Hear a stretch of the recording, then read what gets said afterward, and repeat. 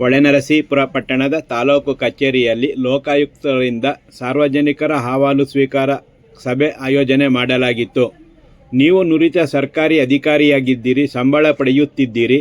ನೀವು ಚಿಕ್ಕ ಮಕ್ಕಳಲ್ಲ. ಆದ್ದರಿಂದ ಸಭೆಗೆ ಬರುವಾಗ ದೂರಿನ ಬಗ್ಗೆ ಮಾಹಿತಿ ಪಡೆದು ಅಗತ್ಯ ಸಿದ್ಧತೆ ಮಾಡಿಕೊಂಡು ದೂರಿನ ಸಂಬಂಧ ಅಗತ್ಯ ಮಾಹಿತಿ ನೀಡುವಷ್ಟು ತಿಳುವಳಿಕೆ ಇರಬೇಕು ಎಂದು ಪುರಸಭೆ ಅಧಿಕಾರಿಗೆ ಲೋಕಾಯುಕ್ತ ಡಿವೈಎಸ್ಪಿ ಸುರೇಶ್ ಎಚ್.ಎಸ್. ಅವರು ಎಚ್ಚರಿಸುವ ಜೊತೆಗೆ ಸಲಹೆ ನೀಡಿದರು.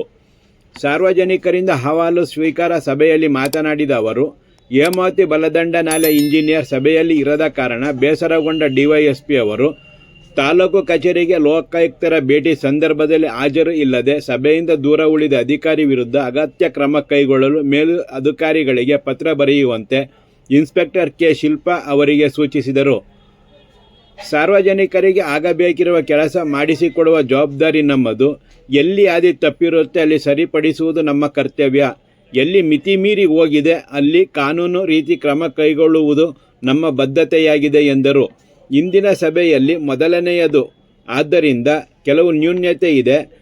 ಪ್ರತಿ ತಿಂಗಳು 20ನೇ ತಾರೀಕಿನ ನಂತರ ತಾಲೂಕು ಕಚೇರಿಗೆ ಭೇಟಿ ನೀಡುತ್ತೇವೆ ಮತ್ತು 4 ದಿನಗಳ ಮುಂಚೆ ಸಾರ್ವಜನಿಕರ ಮಾಹಿತಿಗಾಗಿ ಅಗತ್ಯ ಪ್ರಕಟಣೆ ನೀಡುವ ಜೊತೆಗೆ ಕಸ ವಿಲೇವಾರಿ ಆಟೋದಲ್ಲಿ ಸಾರ್ವಜನಿಕವಾಗಿ ಧ್ವನಿವರ್ಧಕ ಮೂಲಕ ಪ್ರಕಟಣೆ ನೀಡಲಾಗುತ್ತದೆ ಎಂದರು. ಇಂದಿನ ಸಭೆಯಲ್ಲಿ 11 ಅರ್ಜಿಗಳು ಬಂದಿದ್ದು, ಕಂದಾಯ ಇಲಾಖೆಯ 3 ಅರ್ಜಿಗಳು, ADLRಗೆ 2 ಅರ್ಜಿಗಳು, ಪುರಸಭೆಗೆ 1 ಅರ್ಜಿ, ತಾಲೂಕು ಆರೋಗ್ಯಾಧಿಕಾರಿಗೆ 1 ಅರ್ಜಿ, ತೂಕ ಮತ್ತು ಮಾಪನ ಇಲಾಖೆಗೆ 1 ಅರ್ಜಿ, ಹೇಮಾವತಿ ಬಲದಂಡ ನಾಲೆಗೆ 1 ಅರ್ಜಿ, ಡಾಕ್ಟರ್ ಅಂಬೇಡ್ಕರ್ ನಗರದ ಸಮೀಪ ರಾಷ್ಟ್ರೀಯ ಹೆದ್ದಾರಿ ಸಂಬಂಧ ಅರ್ಜಿ ಬಂದಿದೆ.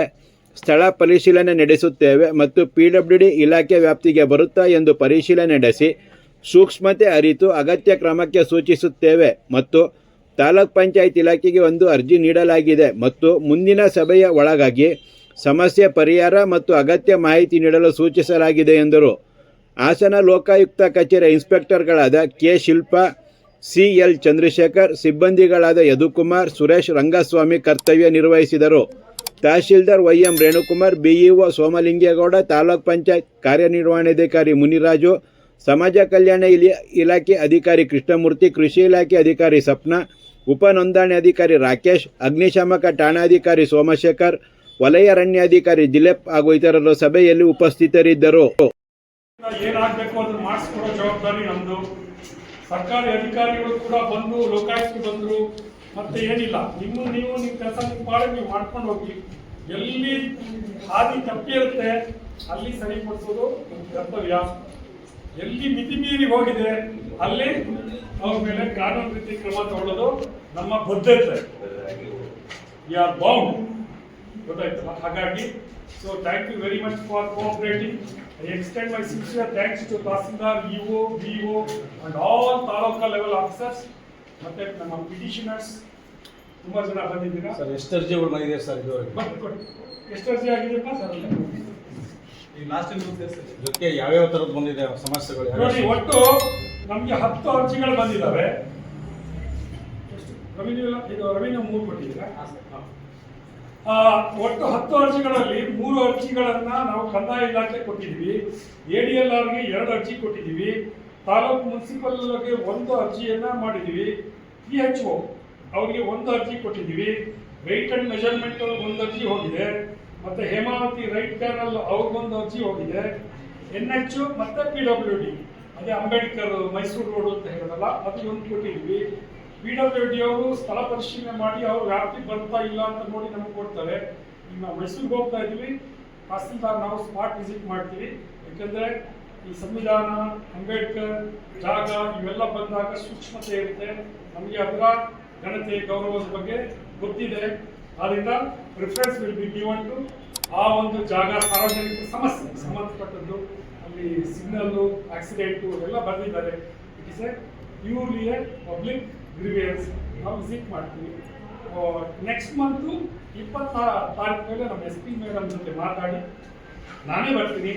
ಮತ್ತು ಎಲ್ಲ ತಾಲೂಕು ರೆಗ್ಯುಲರ್ ಆಗಿ ಪ್ರತಿ ಮಂತು ನಾವು ವಿಸಿಟ್ ಕೊಡುವಂಥ ಪ್ರೋಗ್ರಾಮ್ ಇದೆ. ಗೊತ್ತಾಯ್ತು? ಗೊತ್ತಿಲ್ಲ ಅಂದ್ರೆ ಯಾಕೆ ಬಂದಿದ್ದೀವಿ ಮೀಟಿಂಗ್ಗೆ? ಸಬ್ಜೆಕ್ಟ್ ಗೊತ್ತಿಲ್ಲ ಯಾಕೆ ಬಂದ್ಬಿಟ್ಟು ನೀವು? ಅಲ್ಲ, ತಿಳ್ಕೋಬೇಕು. Don't take in a lighter manner. ಗೊತ್ತಾಯ್ತಾ? ಈಗ ನಾನು ನಿನ್ನೆ ಫೋನ್ ಮಾಡಿದಾಗ ತಹಸೀಲ್ದಾರ್ ಇಲ್ಲ ಸರ್ ನನ್ನ 3 ಅರ್ಜಿ ಇದೆ, ನಾನು ರೆಡಿ ಇಟ್ಕೊಂಡಿದ್ದೀನಿ. I am extremely happy with the feedback from the taluka manager. But what about others not knowing anything?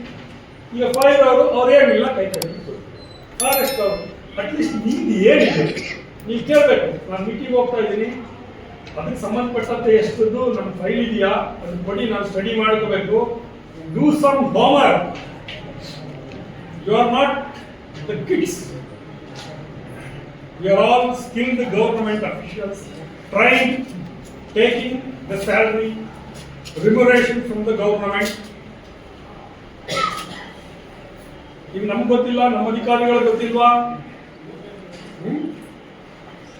ಹೇಳಿದ್ದೀನಿ, ಹೇಳಿದ್ರೆ ಆಗಿದೆ ರೆಕಾರ್ಡ್ ಜನಗಳಿಗೆ ಗೊತ್ತಾಗಿ ಆಮೇಲೆ ಇನ್ನೊಂದು ಲೋಕಾಯುಕ್ತದಿಂದಾಗಿ ಇಂಪಾರ್ಟೆಂಟ್ ಆಗಿ ಜನಗಳಿಗೋಸ್ಕರ ಆಗ್ಬೇಕಾಗಿರೋದು ಏನಂತಂದ್ರೆ ಹೇಗೆ ಅರ್ಜಿ ಸಲ್ಲಿಸಬೇಕು, ಎಷ್ಟು ದಿವಸ ಮುಂಚೆ ಸಲ್ಲಿಸಬೇಕು, ಅದೆಲ್ಲ ನೀವು ಕರೆದು ನಮಗೆ ಪ್ರಶ್ನೆಗೆ ಹೇಳಿದ್ರೆ ನಾವು ಕೊಡ್ತೇವೆ.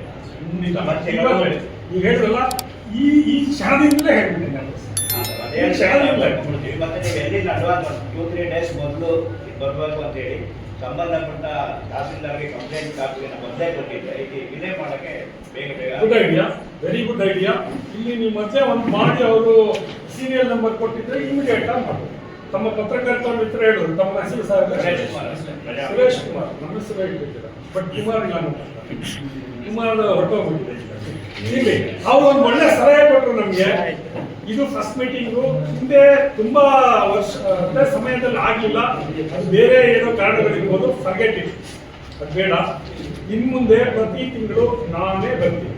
20ನೇ ತಾರೀಕು ನಂತರದಲ್ಲಿ ನಾನೇ ಟೈಮ್ ಟೇಬಲ್ ಹಾಕ್ಕೊಂಡು ನಮ್ಮ ಇನ್ಸ್ಪೆಕ್ಟರ್ಗಳಿದ್ದಾರೆ, 1, 2 ಮತ್ತೆ ನಮ್ಮ ಸಿಬ್ಬಂದಿ ಇದ್ದಾರೆ, ಬರ್ತೀವಿ. ಪ್ರತಿ ತಿಂಗಳು ಸಾರ್ವಜನಿಕರ ಆಹ್ವಾನ ಸ್ವೀಕಾರ ಇದೇ ಸಭೆಯಲ್ಲಿ ನಡೆಯುತ್ತೆ. ಮತ್ತೆ ಸಂಬಂಧಪಟ್ಟವರಿಗೆ ಇದೇ ಅರ್ಜಿಯನ್ನು ನಾವು ಫಾರ್ವರ್ಡ್ ಮಾಡಿ ಅವರಿಂದ ಫೀಡ್ಬ್ಯಾಕ್ ತಗೋಣ. ಮುಖ್ಯವಾಗಿ ಅರ್ಜಿಯನ್ನ ಹೇಗೆ ಸಲ್ಲಿಸಬೇಕು, ಇದೊಂದು ಒಳ್ಳೆ ಪ್ರಶ್ನೆ. ಇದು ಎಲ್ಲರೂ ತಿಳ್ಕೋಬೇಕಾದ ಅರ್ಜಿಯನ್ನ